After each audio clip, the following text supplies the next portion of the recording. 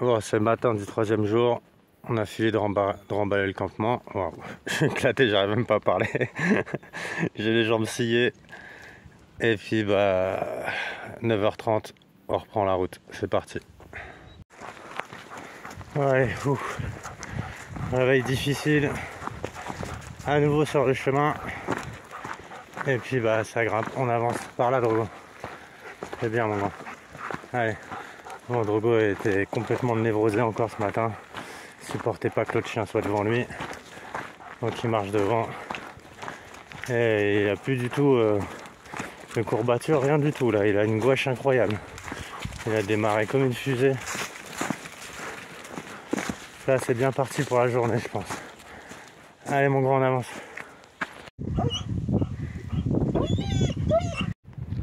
Voilà, on est parti depuis 20 minutes.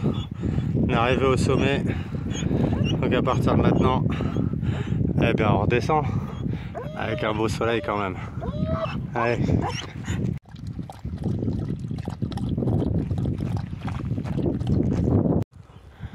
Oh les filles, ça vous dit un ice cream avec mon ami et moi? Ça c'est pour ceux qui ont la référence. Ah bah voilà. Là on vient me voir hein.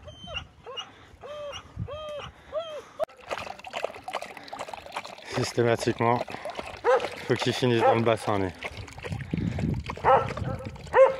Alors pour ceux qui demandaient hier pourquoi les chiens sont pas détachés, ils sont pas détachés pour ça aussi. Déjà parce qu'on est avec 2 chiens qui peuvent pas s'engadrer, et ensuite parce qu'il y a dans tous les villages qu'on traverse, il y a plein de chiens détachés. Et si Drogo était détaché, ça finirait en sang à chaque fois quoi. Donc voilà pourquoi ils sont pas détachés. Bon on est remonté à 1969 mètres. 1069 mètres pardon, wow. Et on va à Sog à 5,5 km. Ouais, depuis tout à l'heure c'est que de la route. Moi je préfère les chemins de terre, même pour les pieds. Mais bon, c'est comme ça, je pense qu'on va vite revenir sur un petit chemin. Route barrée, zut, comment on va faire?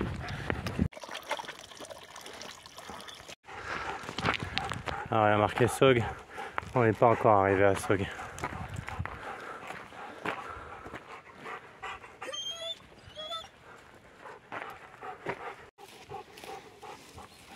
Il y a des pans, je crois que c'est des pans ça.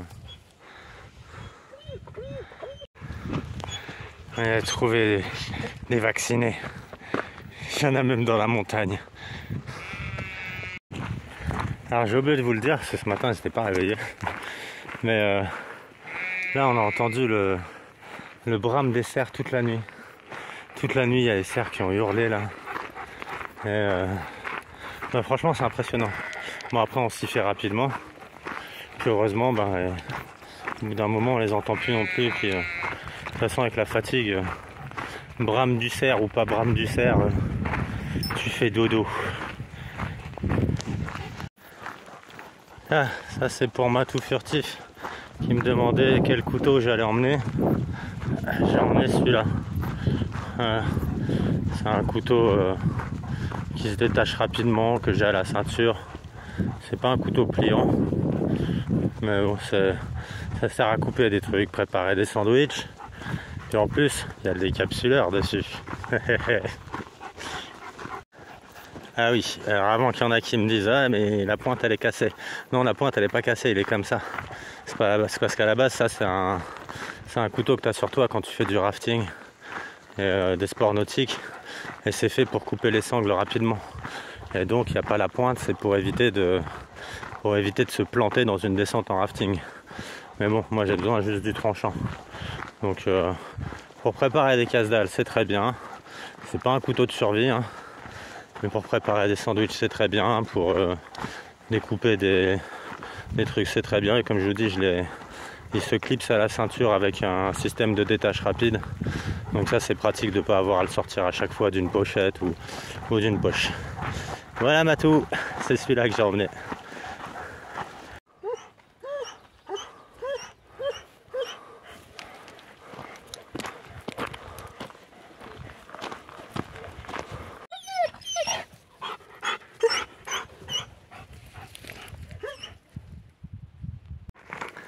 Bon là, on redescend des plateaux. C'est cool là, ça fait un petit moment que c'est des petits sentiers. Attends Drogo, attends. Et là on a fait une pause chez l'habitant dans un tout petit village. Je ne sais même pas le nom du village, je sais pas, il doit y avoir une dizaine de maisons, vraiment un tout petit truc. Et donc petite pause chez l'habitant avec sandwich. Et ben merci, c'était chez Josie. Merci Josie pour ce très bon sandwich. Et là on a repris la route. Toujours pas arrivé à Sog. Donc je crois que Sog était à 2 km là aux dernières nouvelles. Donc on continue d'avancer avec Drogo qui a été sage chez Josie. Je l'ai attaché un peu plus loin de moi que d'habitude, à côté du sac à dos. Puis il s'est couché. Il a rien dit. Donc ça s'améliore. Bon, alors, son sac il penche, mais il est toujours vide, hein. C'est toujours moi qui porte les croquettes. Et voilà, on fait comme ça pour l'instant. Je pense que dès demain il va reporter ses croquettes parce que là il a vraiment la gouache. Hein. Ça y est, là, il n'y a plus de courbatures, il n'y a plus de blessures de fatigue, plus rien du tout. C'était vraiment musculaire. Il y a juste un orteil qui, je sais pas, il devait avoir une crampe à un orteil. Et là ça y est, c'est guéri. C'est redevenu une machine de guerre, mon gros. D'ailleurs il s'arrête jamais, hein. Tout le temps. Même là quand je le mets au collier, en général je veux pas qu'il tracte. Mais même au collier il insiste à tracter. Ouais, je vous laisse parce que comme ça moi je vais pouvoir accélérer le rythme. Parce que là quand je filme, j'avance un petit peu moins vite. Donc je vais le remettre au harnais de traction derrière. Je pense que vous l'avez vu hier, en dessous de son gilet, il a un harnais de chien de traîneau. Et si on fait tirer les chiens, c'est avec ça qu'il faut les faire tirer. Les harnais là, les harnais on appelle ça à la base des harnais d'intervention, les harnais Julius K9 là avec la poignée au-dessus, ceux que vous voyez souvent sur mes chiens. C'est pas bon du tout pour faire tirer les chiens parce que ça leur fait, ils sont obligés de compenser au niveau de l'épaule. Et les chiens qui tractent avec ça, bien ils finissent par avoir des problèmes d'épaule aux pattes avant. Donc c'est pas des très bons harnais du tout pour faire tirer les chiens. Les bons harnais pour faire tirer les chiens, c'est les harnais de chien de traîneau qui répartissent la charge sur tout le corps du chien. Et quand c'est des chiens qui aiment tirer, comme les huskies, comme les chiens de traîneau, les bergers allemands aussi aiment tirer. Et souvent d'ailleurs les mushers ont parfois un berger allemand dans leur cheptel de chiens, et puis le berger allemand s'entraîne avec les autres chiens. On voit ça régulièrement.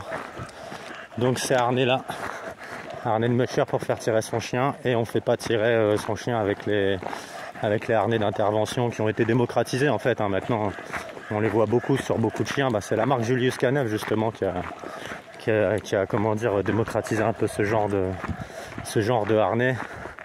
Maintenant on en trouve partout, mais on ne fait pas tirer son chien avec ces harnais là. Voilà, allez, à tout de suite. Bon arrivé à Sog, voilà, c'est la petite ville qui est en bas. On va essayer de quitter la ville le plus rapidement possible parce que moi les villes, c'est bon quoi. Alors il y a des gens qui m'ont dit ouais Lou, tu fais plus de blagues sur les juifs. C'est vrai, je fais plus de blagues sur les juifs. Alors ça avant apparemment c'était une menorah. Mais je crois qu'il y a eu du vent et maintenant c'est tout en désordre.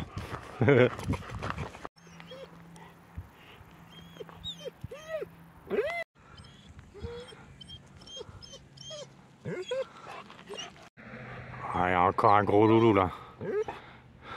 Avec la Vierge en haut. Et le loulou en bas là. La bête du Gévaudan je pense. Oui on y retourne, on repart. Allez on y va. Alors je sais pas si vous allez arriver à voir là. Mais ils ont réussi à foutre le drapeau ukrainien au sommet de la cathédrale de Sog. Ça m'exaspère. Voilà, quand on arrive à Sog, dès l'entrée par le chemin de Saint-Jacques, là il y a un magnifique banc en bois avec les coquilles Saint-Jacques sur le bas. Bon, une chouette ou un hibou là de chaque côté. Je vais pas filmer Drogo dedans, je vais pas m'asseoir dedans, sinon il y a encore des débiles bantos qui vont faire la preuve que Lou est un franc-maçon, parce que pour ceux qui ont la ref, la chouette c'est le symbole du Bohemian Club. Donc voilà, hein, à cause des débiles manteaux, aujourd'hui tu peux plus rien faire. Même un bouc, pour eux, c'est mauvais. Il faudrait tuer tous les boucs de la Terre. Hein, parce qu'une fois, Drogo, il avait été pote avec un bouc. On m'avait dit, oui, mais Lou, tu connais la signification du bouc? Donc en gros, faut plus que je laisse jouer mon chien avec un bouc. Parce que des gens en ont fait un symbole pourri. Eh bien non, voilà.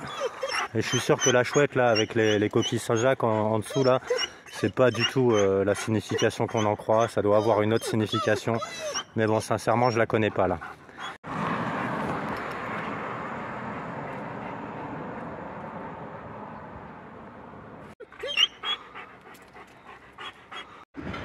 Oh, ça c'est une belle loulou.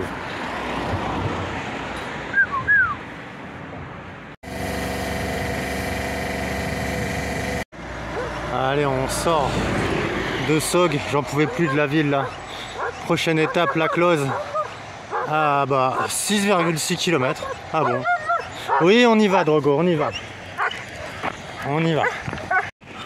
Ça, Drogo, il est à la gauche. Une locomotive. Chou. Et on voit du lourd depuis ce matin, là, il s'arrête pas. Eh bien, mon grand, une machine de guerre. Allez, on avance. C'est bien. Ça y est, on a enfin quitté la ville et le stress et le bordel là, parce que je faisais des travaux partout là. Même au niveau du bruit, c'était insupportable. Enfin de retour là sur les petits sentiers. Ça fait du bien. Ah. On croise quand même beaucoup de gauchistes hein, sur le chemin de Saint-Jacques. Bon, déjà, tu les repères un peu à leur dégaine. Hein, toujours un petit côté un peu... ça va se donner un petit côté baroudeur, mais bobo en même temps, tu vois. J'ai un côté baroudeur bourgeois. Et je supporte plus discuter avec eux. C'est des gens qui diraient que ça va être... ouais, mais vous savez... tout le monde se vaut, nous sommes tous égaux, que l'on soit pauvre ou riche, que l'on soit beau ou moche, que l'on soit bête ou intelligent, tout le monde se vaut. Puis dès que tu te mets à parler avec eux de l'Ukraine et de la Russie, alors là d'un seul coup les Russes ne valent plus rien quoi. Le fait qu'on puisse utiliser des armes, des munitions à l'uranium appauvri sur les Russes, alors là ça les choque absolument pas. Voilà, les Russes sont les méchants, Poutine est un nazi, donc automatiquement là, pour eux c'est normal. D'un seul coup toutes les vies ne se valent plus. Voilà, et j'en peux plus de ces chantres de la bien-pensance là qui sont là à vouloir jouer d'une fausse bienveillance. Ben, on en croise quelques-uns. Hein, des gens qui à chaque fois oh, il a l'air d'avoir chaud le chien, il a soif le chien, tu sais il boit toutes les 5 minutes mais évidemment il a chaud, moi aussi j'ai chaud, on a tous chaud hein, mais c'est ces gens à chaque fois qui pensent que les animaux sont maltraités tout le temps, alors que s'il y a bien un truc auquel je fais attention, c'est aux chiens. Je veux dire, je fais plus attention à la santé de mes chiens qu'à ma propre santé, mais c'est toujours comme ça avec ces gens qui sont dans cette fausse bien-pensance, cette fausse bienveillance, s'imagine toujours avoir plus de vertus que les autres et s'imagine toujours que les autres autour sont moins bien qu'eux. Mais les chiens, ils adorent ça, là. Drogo, il adore ça. Les chiens, quand ils partent à l'aventure, ils adorent ça. Là, Drogo, il serait pas avec moi, il serait déjà arrivé à Conques. Bon, il aurait défoncé tous les chiens qui croisent sur la route, mais il serait déjà arrivé à Conques. Bon, allez, je vous laisse, il y a un point d'eau, justement, allez faire boire les toutous.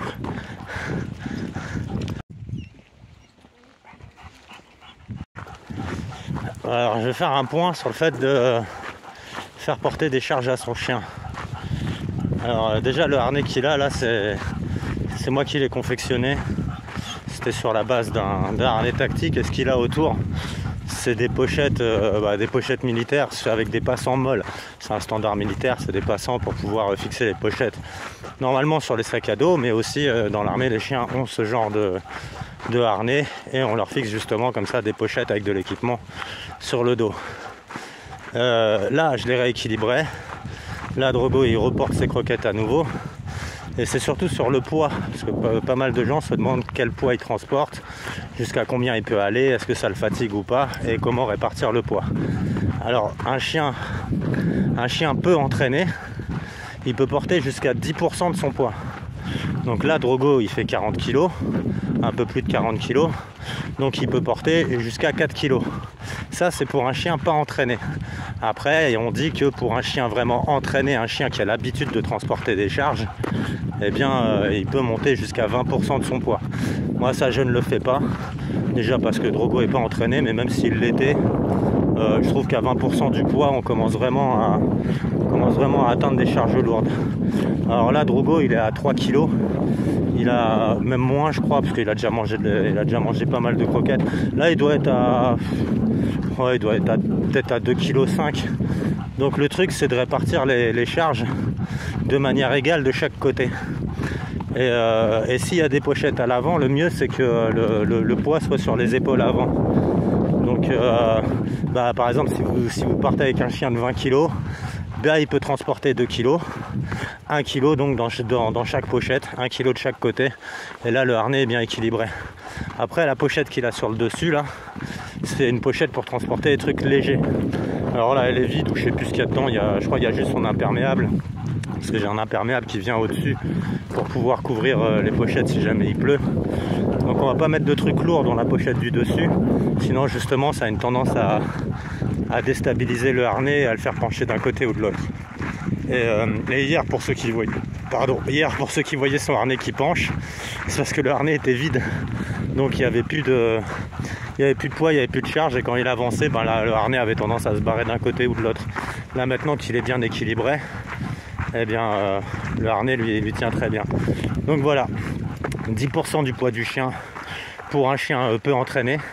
Après, le mieux pour démarrer, quand vous avez acheté le harnais, parce qu'ils en vendent des harnais de randonnée dans les animaleries, tout ça. Quand vous avez acheté le harnais, c'est d'abord d'habituer le chien au harnais vide, et puis après de l'emmener faire des balades avec le harnais vide, et ensuite progressivement d'augmenter le poids. Donc de chaque côté, donc vous l'emmenez faire une balade avec le harnais vide, après une balade avec par exemple 500 grammes de chaque côté. Voilà, on fait une bonne balade, on voit comment réagit le chien, et puis après on peut augmenter le poids jusqu'à ces fameux 10% du poids du chien.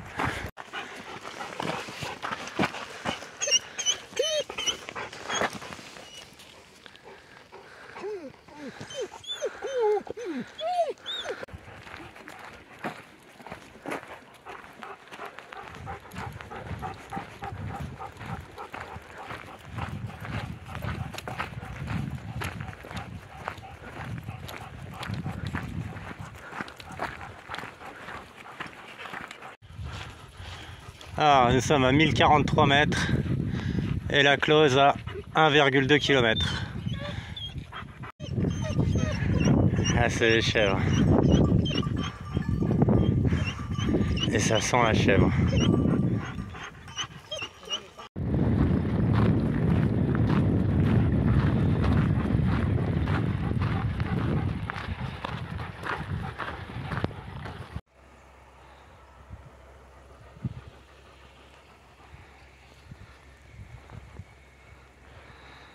Ah, ça y est, on est arrivé à la close. Il y a encore une magnifique tour là-bas. J'essaie de régler la lumière un peu. Alors désolé pour la qualité d'image qui est un peu pourrie. Je devais avoir un meilleur téléphone avant de partir, et puis ça s'est mal coordonné pour que je le récupère, donc on va faire avec ça pour l'instant.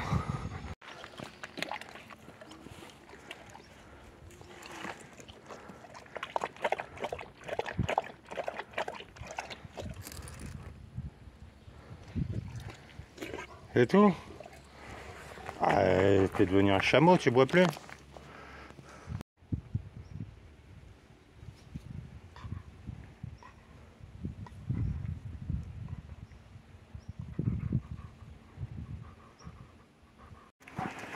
Ah, Drogo, il a vu du KFC là.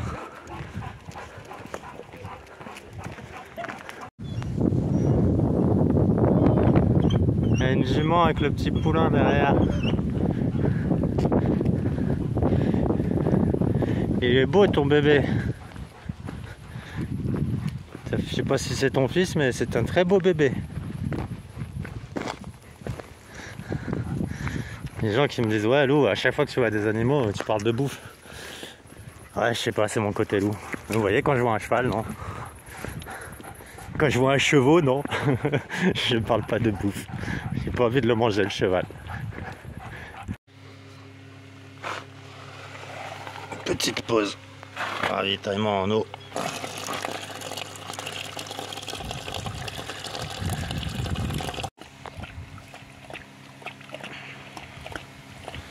Il y a vraiment des robinets, de l'eau tout le long du parcours, ça c'est franchement appréciable.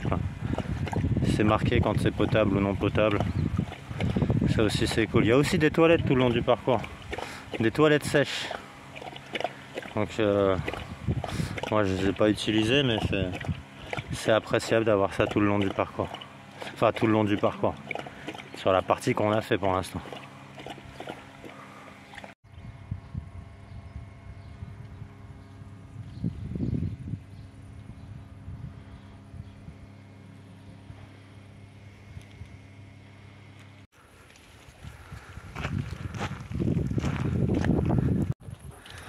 « 1150 mètres, le Villiers d'Apchier à 800 mètres. »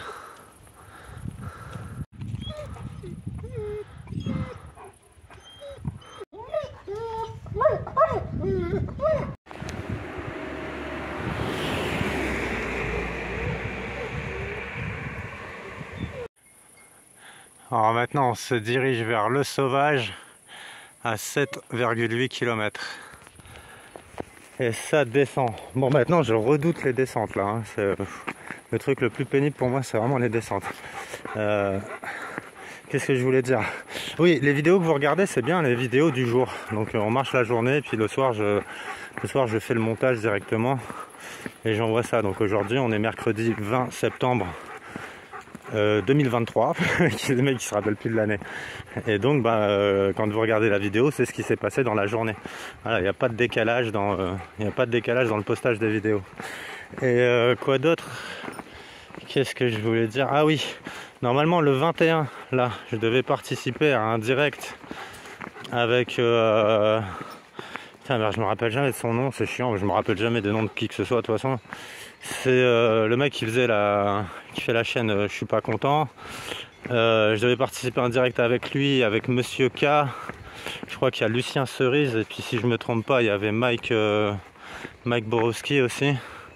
Eh bien, ce direct qui devait avoir lieu demain est reporté. Alors il me semble que c'est au 12 octobre. Donc il faudra que je vérifie, je sais plus si c'est 12 ou 13 octobre. Mais bon, en tout cas, le direct a été reporté. Alors c'est pas moi qui l'ai reporté parce que c'est pas moi qui l'organise. Mais au niveau de l'organisation, apparemment, c'était mieux pour eux de faire ça le 12 octobre. Donc à ce moment-là, je serai rentré, donc je pourrais participer à ce direct, on va dire, de manière beaucoup plus simple que depuis le téléphone portable. En plus, j'ai oublié le casque. Donc comme ça, au moins, ça, c'est réglé. Donc voilà, ça, ce sera au mois d'octobre. Et puis bon, là, aujourd'hui, pour l'instant, on a parcouru 21 km et demi.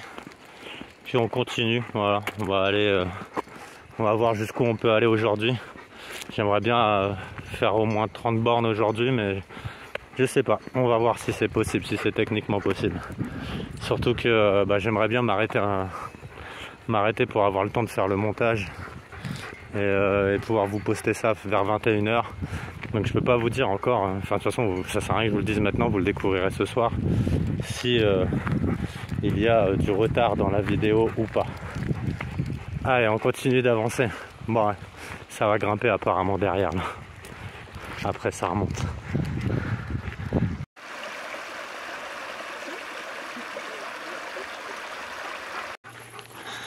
Greg Tabibian, ça y est, le nom m'est revenu. Ah, j'avais pas vu l'heure aussi. 17h45. Et là, il va falloir qu'on se trouve un endroit où camper. Donc, il y a 10 km de plus. Ce sera pas pour aujourd'hui, je crois. Par contre, là, apparemment, ce qu'on a cru comprendre, les étapes suivantes seront. Les étapes suivantes là vont être un petit peu moins périlleuses. Donc normalement demain on devrait tracer un peu plus. Bon allez, on va chercher un coin où poser le bivouac.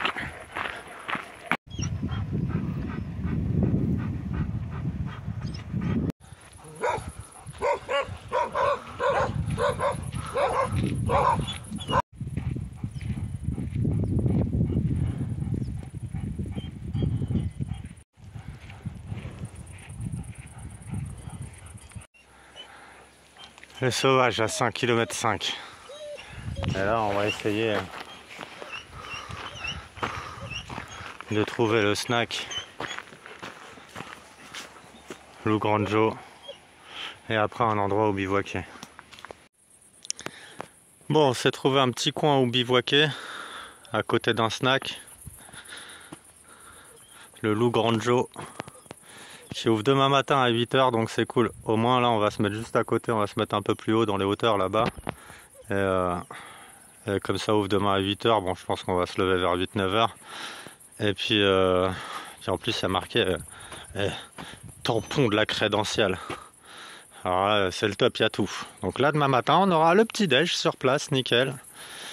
Et puis bon allez, je vous laisse parce qu'il y a encore le bivouac à poser. Et puis juste après là, dans quelques secondes pour vous, je vous fais le bilan de cette journée. Bon, ça y est, le bivouac est posé. Tiens, c'est ça le harnais dont je vous parle, le harnais pour les chiens de traîneau. Voilà, ça c'est bien pour faire tirer son chien. Bon bah Drogo est en train de se faire son petit festin là.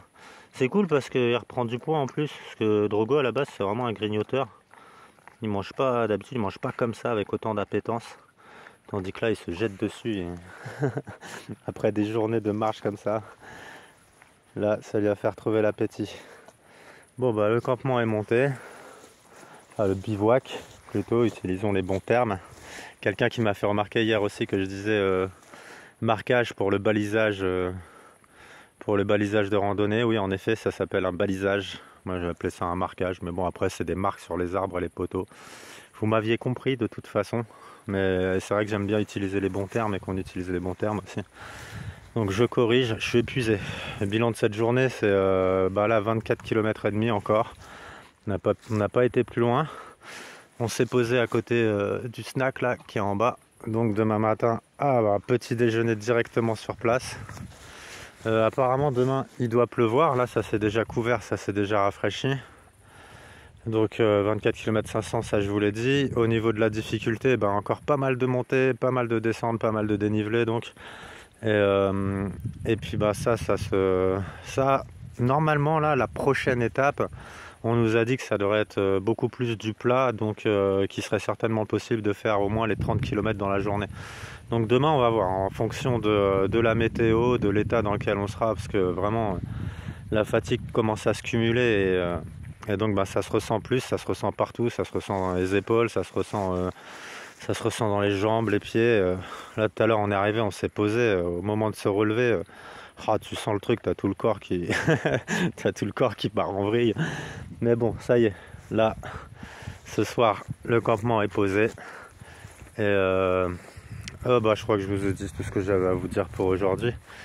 Allez, on se retrouve demain pour la suite. Demain donc ce sera le 4e jour, 4e épisode. Allez, je vous fais un gros bisou. Drogo vous fait un gros bisou. Kira vous fait un gros bisou et je vous fais un gros bisou. Allez, bisous à tous. À demain. Ciao.